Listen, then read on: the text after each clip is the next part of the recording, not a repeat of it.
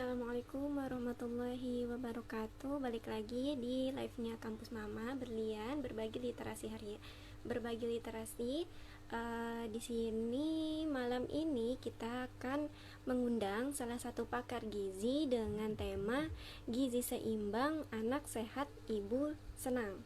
Nah, sebelum kita manggil pematerinya, boleh yang sambil nonton sambil nunggu pematerinya. Boleh misalkan ada yang mau kasih pertanyaan, ada yang mau tanya-tanya, boleh langsung ditulis aja di kolom pertanyaan. Nanti saat Q&A kita akan ajukan pertanyaan ke pemateri. Assalamualaikum Udah warahmatullahi masuk. wabarakatuh. Salam. Iya, Kak Afifah. Ya, Alhamdulillah sebentar ya. bisa. Iya, sambil kita nunggu juga nih, kayaknya audiensnya masih belum kumpul juga nih, masih belum banyak yang bisa nyimak. Sambil siap-siap aja dulu sebentar, nggak apa-apa.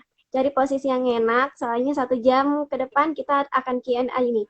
Udah ada beberapa pertanyaan yang udah masuk ke kita, nanti mungkin bisa kakak kasih jawabannya gitu. Iya, siap. Bismillah. Suaranya udah kedengeran belum ya? Udah kedengeran kok. Aman, aman. Oke, oke, sip. Boleh perkenalan dulu nih Kak.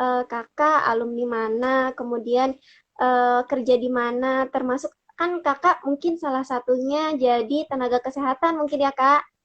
Iya. Ya, boleh dipaparkan sedikit? Ayah, Bismillahirrahmanirrahim. Assalamualaikum warahmatullahi wabarakatuh. Waalaikumsalam warahmatullahi wabarakatuh.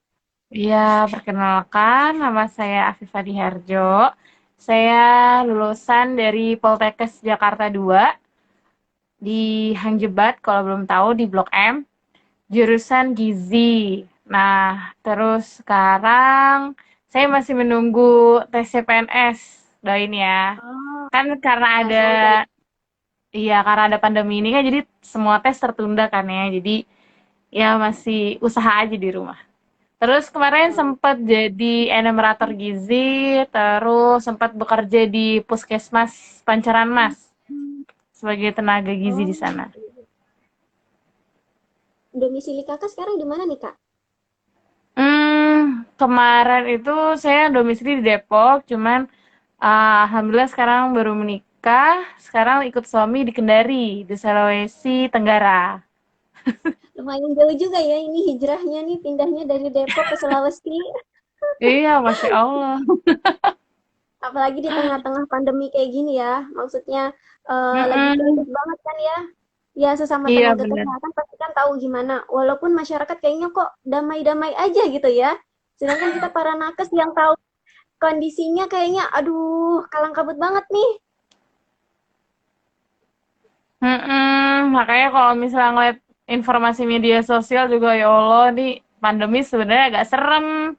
Tapi tetangga sini masih kayak pada ngumpul, bingung juga ya. Iya.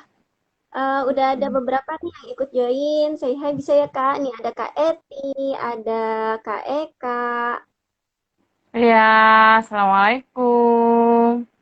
Em, kita mulai Q&A-nya kali ya Kak ya, sambil nunggu Boleh. audiensnya apa ngasih Q&A lagi, ngasih pertanyaan lagi. Nah, kan udah Iya. ada beberapa nih, beberapa pertanyaan yang udah masuk juga nih ke kita, udah kita kumpulin. Gini, ada yang Mhm. ada bedanya nggak sih gizi seimbang sama 4 sehat 5 sempurna? Ada bedanya. Ya kalau misalnya sekarang itu kan, kalau dulu waktu kita kecil seringnya dengernya 4 sehat 5 sempurna ya.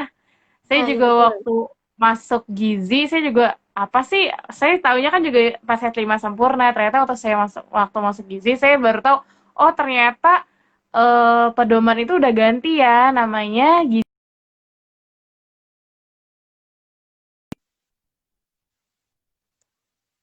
promosi-promosi kesehatan. Sekarang kan bilangnya gizi seimbang, karena beda jauh ternyata ketika gizi seimbang sama 4 sehat 5 sempurna.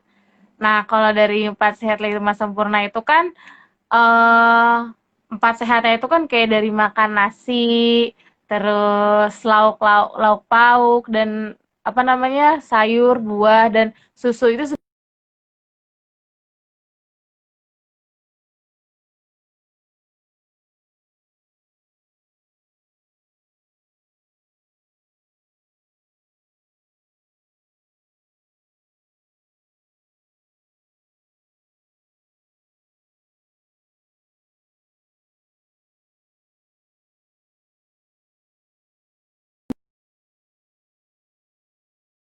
sempurna, tapi susu itu merupakan eh bukan makanan yang sempurna. Jadi susu itu bagian dari sumber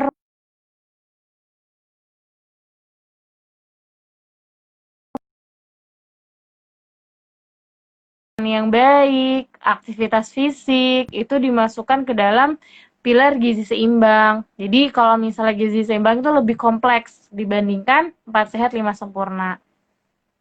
Kalau 4 sehat 5 sempurna kan hanya memperhatikan macam makanannya, dan kalau misalnya di gizi seimbang kan ada piramida makanan. Nah, di situ juga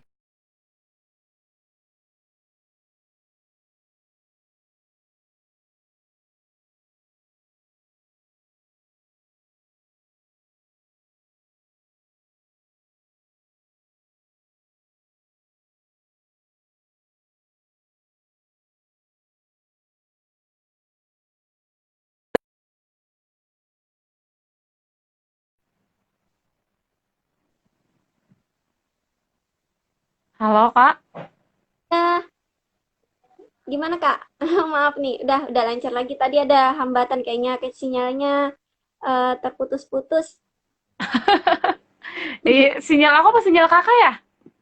Kayaknya sinyal aku nih yang terputus-putus dari kemarin nih. Pernah live juga, nggak mendukung banget kalau lagi live kayaknya. Oh Jadi, gitu. Ya udah. ya, tadi penjelasannya udah sampai itu ya Kak, gizi gizi seimbang sama 4 sehat 5 sempurna ya. Tadi sekilas Hmm. juga penjelasan dari lemak nabati segala macam ya Kak.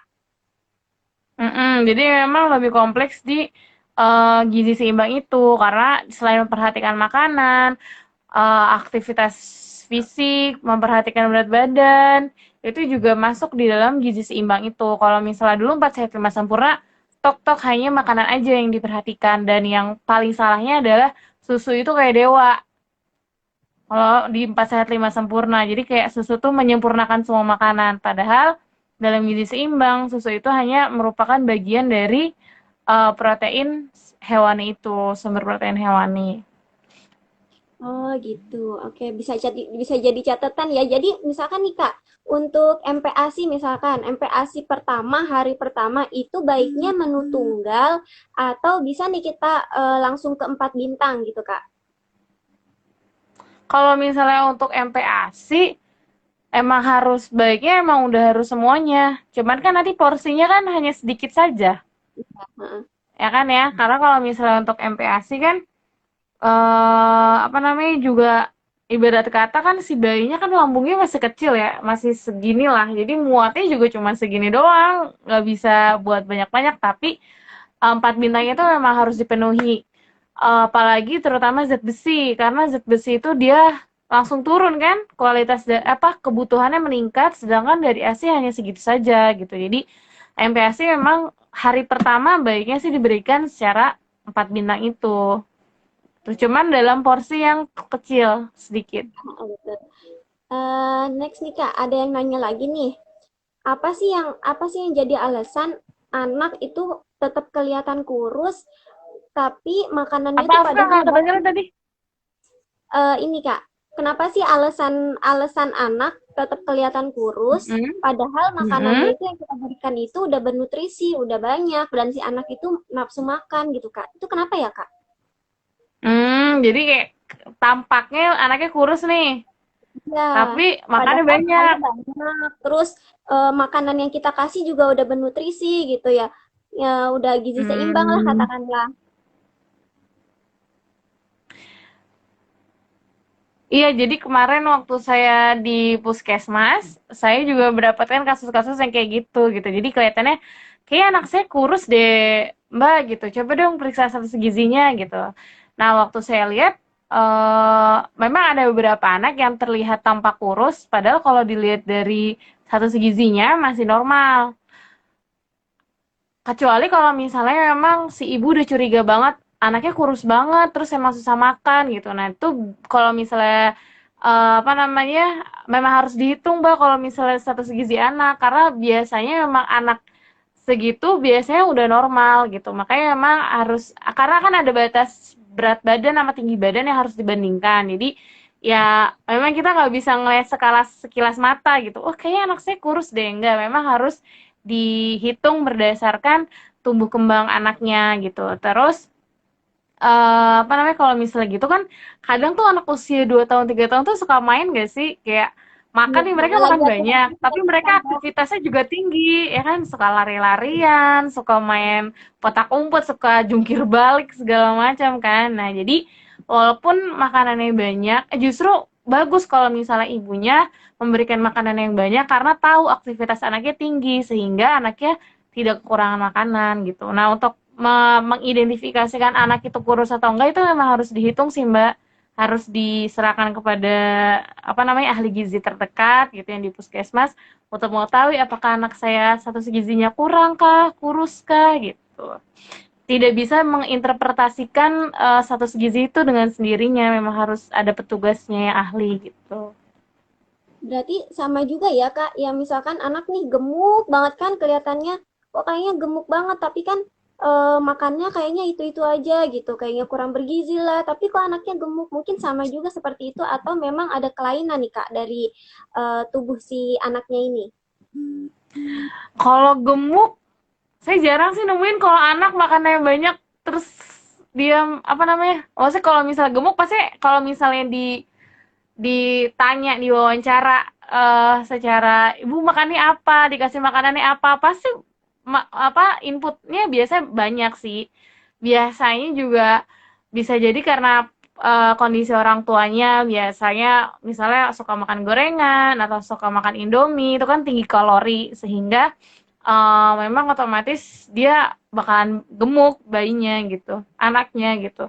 Dan biasanya kalau misalnya anaknya gemuk, biasanya yang bakalan banyak makan sih, Oh, gitu. gitu. Banyak makan, terus aktivitasnya juga misalnya cuman dikasih ini main handphone aja nih gitu. Itu kan aktivitasnya juga rendah. Jadi biasanya anak-anak kayak gitu gemuk sih status gizinya. Oh iya, itu udah masalah anak, maksudnya dengan postur tubuh gemuk kurusnya ya kan. Memang kan sebenarnya kalau anak gemuk itu ada, ibaratnya ada gen dari orang tuanya juga ya gemuk ya. Sebenarnya kalau misalnya status kesehatan itu kalau misalnya genetik tuh hanya berperan 10%. Jadi kalau misalnya dari 10%, terus pola pola hidup dan gaya hidup tuh 40-20%. Jadi memang paling tinggi tuh di pola konsumsi juga. Jadi biasanya kenapa misalnya anaknya gemuk, orang tuanya gemuk? Bukan, selain dari 10% gemuk itu kan ada faktor lain. Dari faktor kebiasaan orang tua makan, kan anak itu makan sesuai dengan apa yang orang tua makan kan. Jadi otomatis kalau misalnya perilaku keluarga itu makannya kayak gitu, maka akan turun ke anaknya. Kan karena nggak mungkin anak yang menyediakan makanan sendiri. Ya kan? Oh Pasti iya, anak itu akan mengikuti makanan yang tersedia di dalam keluarga. Gitu. Jadi otomatis kalau misalnya gini, orang tuanya makannya tinggi lemak terus, orang tuanya makannya yang goreng-gorengan terus, terus makannya yang makanan-makanan kaleng terus, ya otomatis anaknya kan ngikutin orang yang dimasak di rumah iya gitu. betul betul. Jadi itu yang menyebabkan kelihatannya itu dia anak gemuk, pantesan aja orang tuanya gemuk juga, nggak gitu. Tapi karena pola makanan, pola yang di meja makannya itu yang sama gitu. Dan itu Nah, coba bayangin, itu kan habit itu kebentuk dari dia perkenalan MPASI sampai dia gede. Ketika dia gede, dia pisah sama orang tuanya, belum tentu kebiasaan itu bisa berubah kan? Karena pola hidup itu kan nggak bisa simsalabim berubah, iya bener. ya kan? Itu jadi lebih ke pola hidupnya. Jadi baiknya gimana sih Kak? Misalkan nih kita udah punya gen gemuk nih misalkan, pengen anaknya itu Apa? apa namanya? Misalkan nih kita kita udah punya punya gen gemuk misalkan anak kita Hmm. dari orang tuanya ada gen gemuk. Nah, gemuk ini kan kegemukan ini kan dia faktor resiko untuk tertular untuk kena penyakit lainnya itu kan lebih tinggi daripada dengan anak yang badannya normal gitu maksudnya tanpa kegemukan gitu. Nah, untuk apa ya? Untuk cara biar eh, si anak ini nggak gemuk banget ini gimana, Kak?